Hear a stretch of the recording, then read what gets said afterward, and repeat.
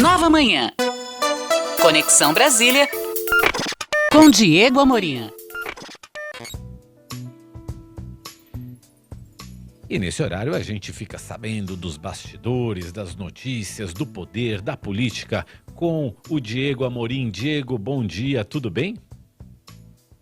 Tudo bem, Mauro, bom dia a você, bom dia, Michele, bom dia aos ouvintes da Nova Brasil. Eu conversei com o Rodrigo Pacheco, esse é o nosso tema da coluna de hoje, ele que é o presidente do Senado, né, também presidente do Congresso, por consequência. E perguntei a ele qual o legado dessa atual legislatura e também o que ele pensa sobre orçamento secreto. Só para quem está nos ouvindo se contextualizar, Rodrigo Pacheco foi eleito senador pela primeira vez, ainda pelo extinto Democratas, que se fundiu ao PSL e virou a União Brasil, por Minas Gerais. Ele que já era deputado federal, chegou a presidir a Comissão de Constituição e Justiça, ali em meio ao impeachment da Dilma Rousseff, e em 2021 ele foi eleito presidente do Senado, numa presidência que caiu no colo dele, porque o seu correligionário Davi Alcolumbre estava tentando ali uma brecha institucional junto ao Supremo Tribunal Federal para garantir uma reeleição dentro da mesma legislatura, o que a Constituição não permite, ou seja, entre uma eleição para presidente e outra, um deputado ou um senador se candidatar novamente, se reeleger a presidente de uma das casas, isso não pode pela Constituição. Davi Alcolumbre tentou forçar isso, não deu certo e a eleição caiu no colo do Pacheco. No ano passado, 2021, ele migrou do DEM para o PSD, a convite do presidente do partido, o ex-prefeito de São Paulo, Gilberto Kassab. O Kassab estava animadíssimo ano passado, querendo lançá-lo para presidente da República, estava muito confiante na natimorta terceira via. O plano do Kassab não deu certo e o Pacheco continuou lá no Senado, na presidência do Senado. A primeira pergunta que eu fiz a ele foi: qual é o legado desta legislatura que está chegando ao fim? Vamos ouvir o que o Pacheco nos respondeu. Eu gostaria de cumprimentar todos os ouvintes da Rádio Nova Brasil, desejar a você, Diego Amorim, muito sucesso nessa sua empreitada, de um jornalismo sempre de muita qualidade. Eu considero que o maior legado do Congresso Nacional nessa legislatura é, sem dúvida alguma, o enfrentamento feito ao pior momento da vida nacional, que foi o coronavírus, a pandemia da Covid-19, que impôs ao Congresso medidas muito imediatas para poder mitigar os efeitos e os danos causados por essa doença. O Congresso Nacional do Brasil foi o primeiro no mundo a trabalhar pelo sistema remoto, permitindo a realização de sessões, em especial do Senado e depois, logo na sequência, da Câmara dos Deputados, pelo sistema remoto, ou seja, permitindo agilidade nas medidas. E por isso houve medidas concretas de ajuda a estados e municípios, a implementação do auxílio emergencial para as pessoas que sofreram na pandemia, 68 milhões de pessoas assistidas com auxílio emergencial, assistência a pequenas e microempresas, a implantação definitiva das vacinas no Brasil, foi um trabalho muito forte do Congresso Nacional, o enfrentamento ao negacionismo da doença, que num determinado instante dominou muito esferas da sociedade que não acreditavam nos efeitos e nos danos da doença. Então o Congresso Nacional prestou, eu considero, um grande serviço à nação brasileira nesse enfrentamento à pandemia. E outras tantas medidas que foram aprovadas, como a reforma da Previdência, o marco legal do saneamento básico, a autonomia do Banco Central, marcos legais muito importantes nas áreas de energia, de gás, de sistema financeiro, novo projeto de sistema cambial, a sociedade anônima do futebol, que vai salvar tantos clubes de futebol brasileiro. Então houve muitas medidas concretas mesmo, mas reputo de fato que o maior legado é o enfrentamento com qualidade, com medidas muito concretas em favor do povo brasileiro no enfrentamento da pandemia do Covid-19. Mauro, Michele, aqui em Brasília tem um verbo que se chama pachecar. Adorei. É o pachecar. O Rodrigo Pacheco pachecou aí. Quem está no carro, espero que não tenha tido uma sonolência enquanto ele falava. Adorei. Tô brincando. Brincadeiras à parte, esse é o jeito Pacheco. Ele é assim, alguns falam que é o mineirês dele. É até uma curiosidade, Rodrigo Pacheco, embora eleito por Minas Gerais, ele não é nascido em Minas Gerais. Ele nasceu em Porto Velho, em Rondônia, mas muito pequenino foi para Minas Gerais. E ele não se incomoda com esse tipo de brincadeira. Ele diz que ele tem esse perfil conciliatório, que nem todo político precisa ter um discurso virulento, com veemência. Ele é esse jeito aí, foi assim que ele conquistou ali os pares para chegar à presidência do Senado. É claro que os críticos vão lá, dizem que é um jeito blasé, que é um jeito...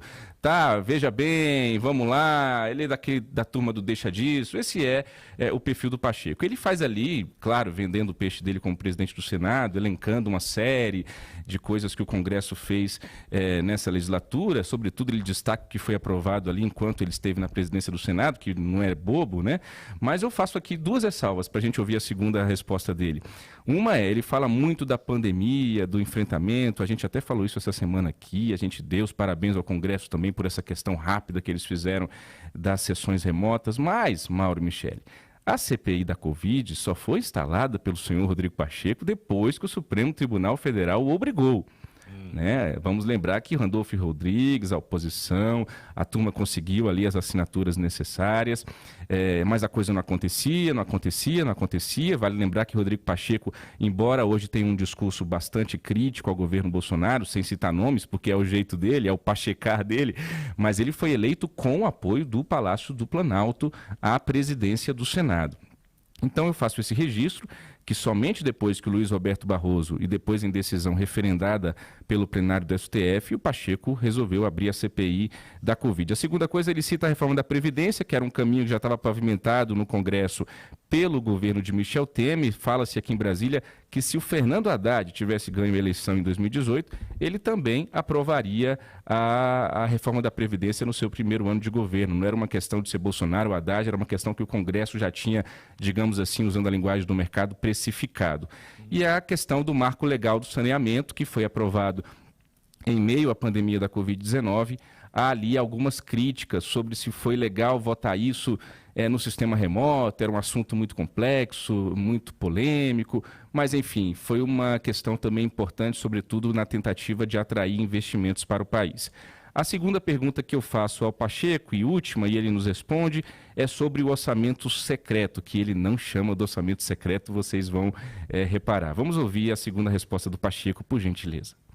Em relação ao orçamento público, projetando o próximo governo, independente de quem vença as eleições presidenciais, é muito importante que haja uma mobilização e uma junção de esforços do Legislativo com o Executivo na busca de uma coisa só, na qualidade dos gastos públicos, ou seja, estabelecer prioridades com base empírica, com base científica, com base na efetiva necessidade nos mais diversos setores da vida nacional, de saúde, de educação, de infraestrutura, de segurança, onde se precisa aplicar o dinheiro público com qualidade para poder servir efetivamente a população brasileira.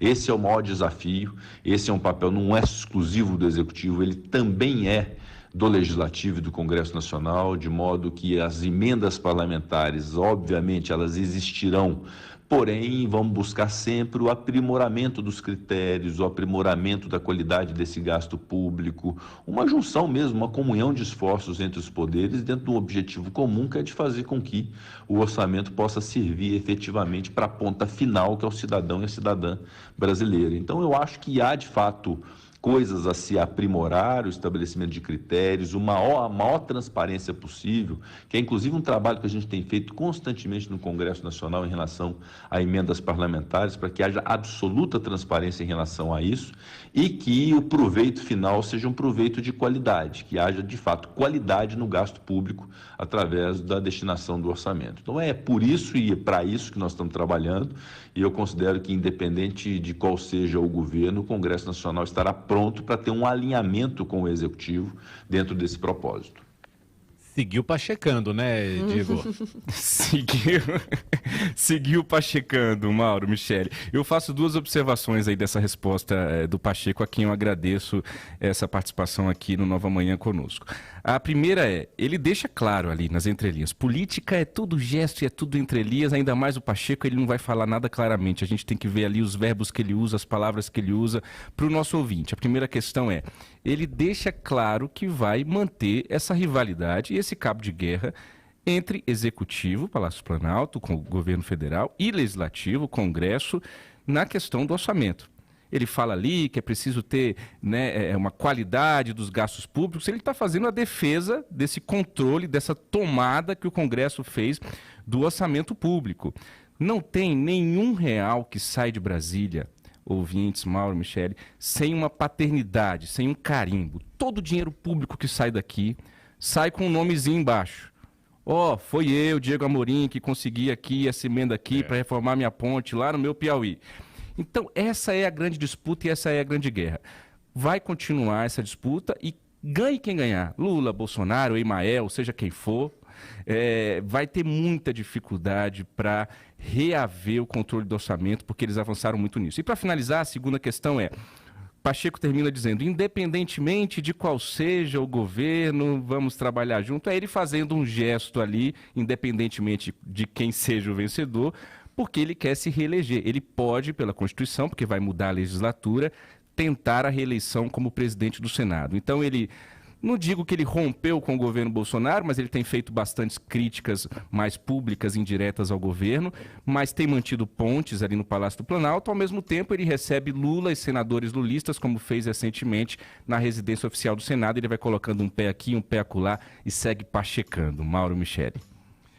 A gente agradece ao Diego Amorim por trazer essa entrevista exclusiva com o presidente do Senado. A gente também agradece ao Rodrigo Pacheco por nos conceder essa entrevista. Diego, obrigado por hoje. Até amanhã. Até amanhã.